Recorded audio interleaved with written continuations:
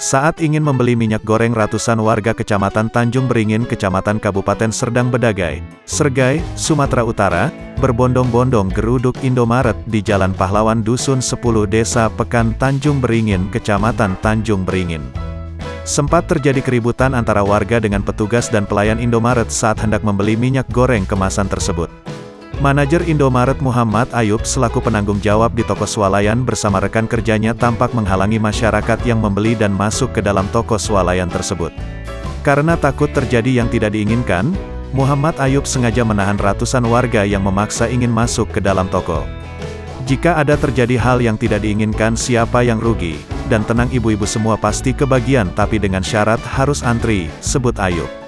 Karena mendengar penegasan dari pihak Indomaret tersebut, para pembeli mengantri serta menunggu antrian dengan tertib, sehingga satu persatu para warga masuk dengan tenang membeli minyak goreng kemasan dengan takaran 2 liter dengan harga Rp28.000.